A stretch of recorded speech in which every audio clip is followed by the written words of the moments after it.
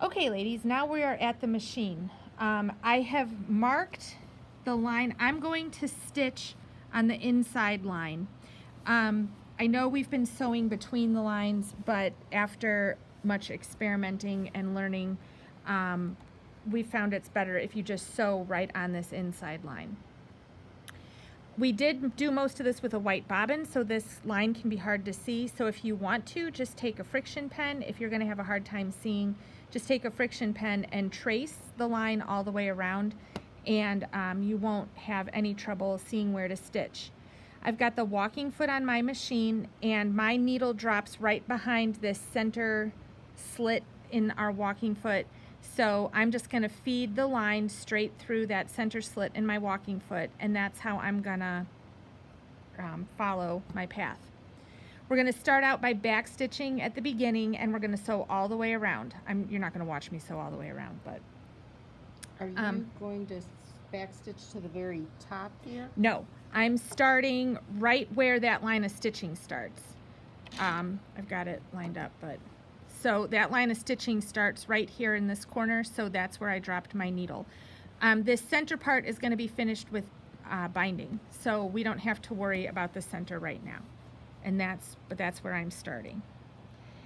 My machine, I've got the M7 that has a nice big throat space. The machine is set for a stitch length of 2.0.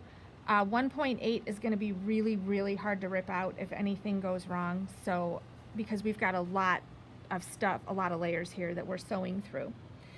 So I've got the stitch length at 2.0. I've just got a creamy colored thread on. My walking foot is on, so I set my machine up for walking foot mode.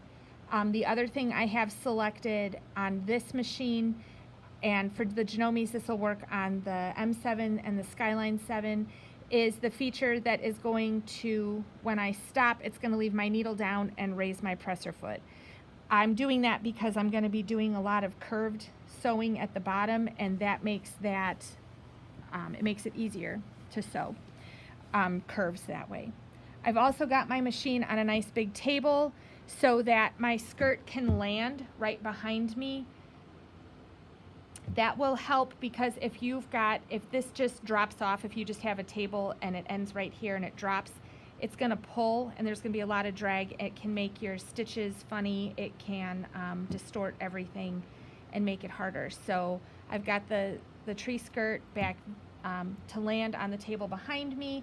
This part of the skirt is just going to roll up so that it fits through the throat of my machine. And the other thing is, because we have the pins in here, you actually wear it like a skirt, but like from your neck. So I've actually got it so it's sitting up on me right here. Because if it's down here, what happens is your pins get caught on the table and then you've got pulling again and it distorts your stitching.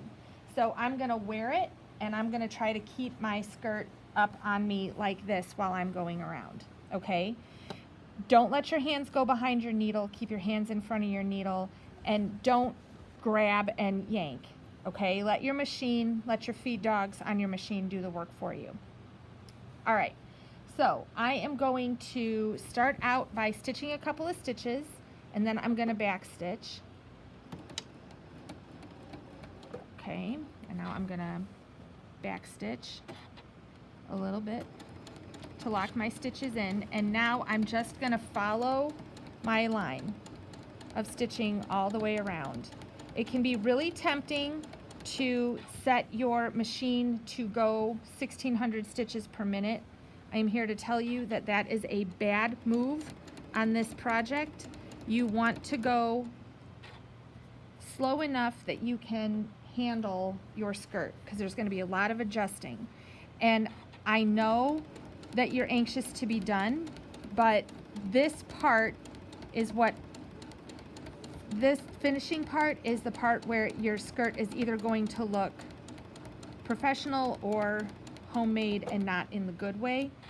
So go slow, take your time, and do a good job so that your backing ends up nice and flat. Okay, this part is the trickiest part because you don't want, I'm sewing down the opening in the tree skirt, and you don't want to accidentally sew the other side into your, if you have machingers or any other kind of quilting gloves, that might be useful. I don't like them, but you know, a lot of people do.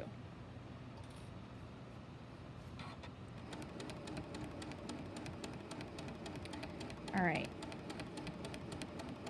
we are approaching our first corner.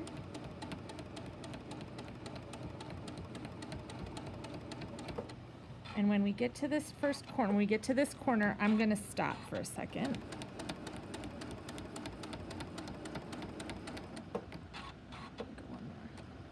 Okay, I'm gonna do a couple of things. First, I'm gonna check the back. I'm gonna make sure I don't have any wrinkles or catches or anything in my stitching. So I'm really just peeking through the machine. The smart thing to do would be to get up and go around over there and look, lift it up and look. But I can see that I don't have any wrinkles or tucks. You don't want anything like this in your backing, okay? That's gonna be a problem. If you have wrinkles or tucks, stop now, cut your threads, rip it out, and you need more pins, okay? You need to make it flatter and add more pins. If you, like me, have made it to this first corner and it is nice and flat, what we're gonna do now is turn. So this is where I told you that I have a button on this machine that lets me leave my needle down and raise my presser foot. We're gonna turn it. I'm gonna have to take this pin out. It's gonna be in the way. And now we're going to sew down this line. And this is a lot of little adjustments. It's a curve, it's a pain. So we're just adjusting, and this is where all this extra space and the table are really, really helpful. So we're gonna sew. So your goal is to keep the area flat where you're sewing. Yeah. All this right here. I don't have to worry about that way behind me. But what I'm doing here is I'm going until my line, my line is now underneath my foot here, and then I stop and turn just a little bit. If you don't have this feature on your machine, all you'd have to do, here, I'll turn it off. All you do is sew a little bit, and then you're gonna have to raise your presser foot and adjust and lower your presser foot.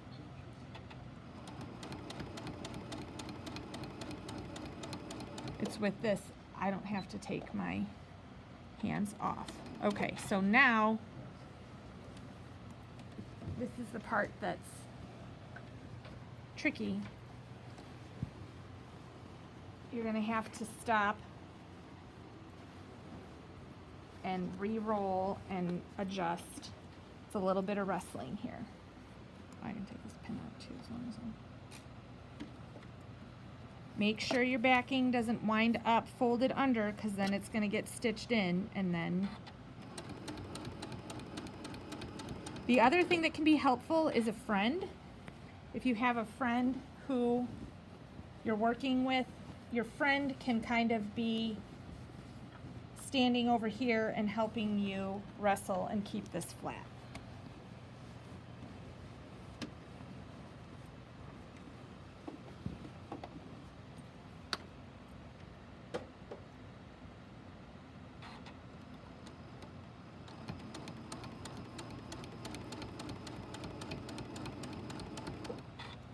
Okay, when we get to this first corner, you're gonna see, so we're coming up here. When we get to the seam, when our needle is in that seam allowance, we're gonna stop and we're gonna do the same thing. We're gonna turn and adjust, okay? And you're just gonna keep going like that all the way around. Okay, take the pins out as you come to them. Periodically check and make sure that you don't have any tucks or wrinkles and that your stitching is smooth. Okay, I'm gonna finish stitching this down, and then I'm gonna show you, well, next step will be checking to make sure everything is all right, and then trimming all this extra and clipping curves, and we'll be back to show you how to do that when this is all sewn down. All right, see you soon. Okay, so we have sewn all the way around the perimeter. There's no wrinkles, there's no little fold over in our stitching, but this, we do have a problem, so we're going to show you.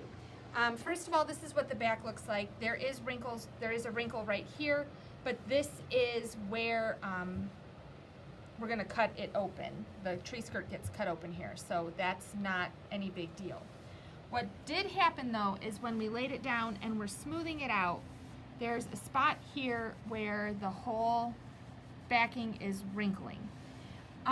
This is a problem because we are going to sew lines of quilting around it to hold the backing down, and so this is going to end up, what's going to end up happening is you're going to end up with tucks in your backing.